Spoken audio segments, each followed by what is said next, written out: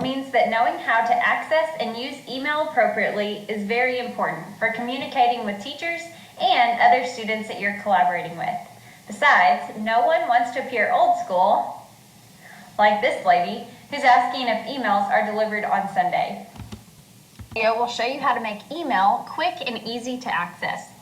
So the first thing that you're going to want to do is go ahead and get the web app link. So you can go to nisttx.org. From here in the search bar, you can just click in email.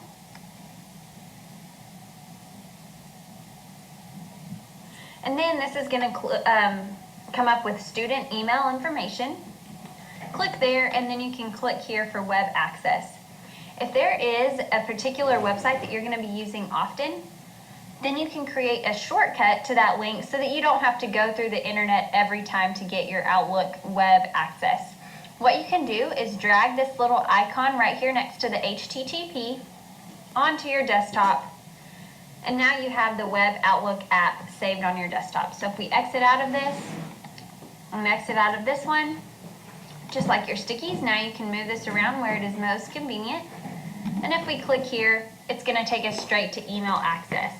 In order to log in, you're going to use your first name, last name, and your ID number.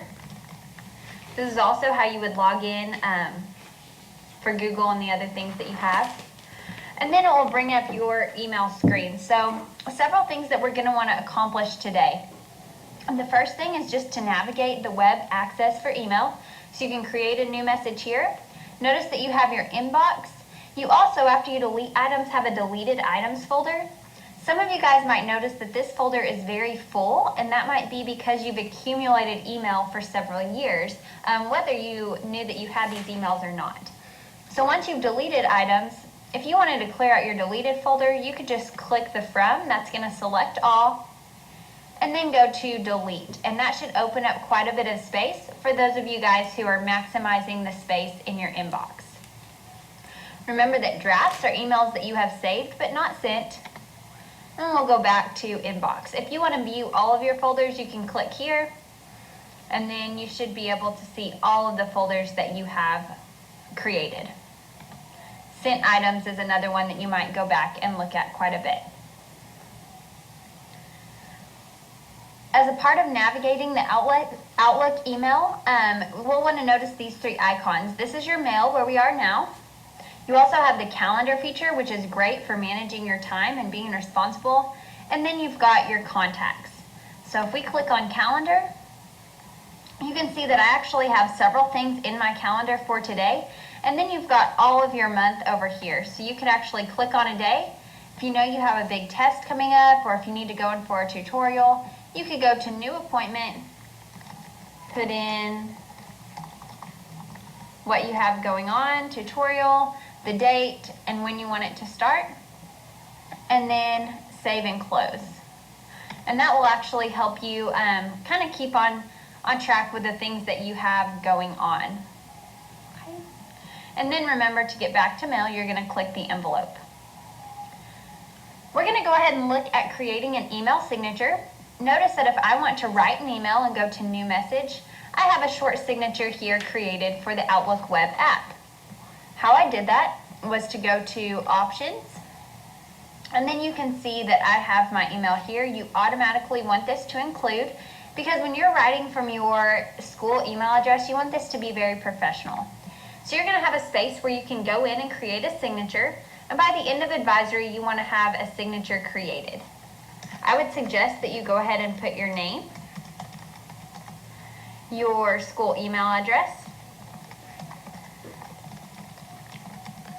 and then you might actually want to put Tidwell Titans or something like that underneath. You could put the grade that you're in, anything that you want to be on all of your emails. I would just make sure that you keep this very professional. And then you can actually go to save up at the top. Remember that always, to get back to your mail, you're going to click the envelope here. And if you go to new message, you should see your new signature created here. So this was just a very basic signature that you created. And then several of you guys had questions about actually sending email. So your teachers are actually saved already in the to box here.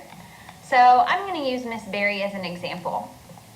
So if I start typing in K Berry, and then if I click on check names, then Miss Berry is actually going to show up as who I'm sending this email to. Okay. If I was going to send to Miss Barker, I could type in Kim Barker, check names, and then you can see that she is included in the email as well. You want to make sure to always give your email a subject. So if you are emailing a teacher about coming in for morning tutorials, you might say morning tutorials, and then maybe even the date. Then you could go ahead and type up your message and click send. And the last thing that we'll want to show is if you need to attach a file. Say if you have a Word document and you need to send, or a PowerPoint. And remember, if it's a link, then you can always paste your link into the message here.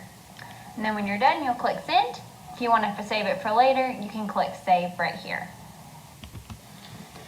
To conclude advisory, spend a few minutes with your class discussing ways that you can use the things we've talked about today in your classes to become more organized, efficient, and manage your time well.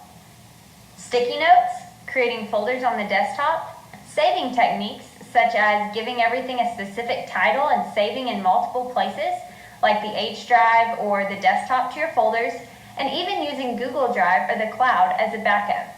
What are some other ways that you could use Google Drive in class? Finally, discuss how you would use email and make sure that you've set up a signature and that you know how to manage your folders and clear out your deleted items in your email. You can designate 1 or 2 students from your class to tweet to TMS 1415 something very beneficial that you have learned today during advisory.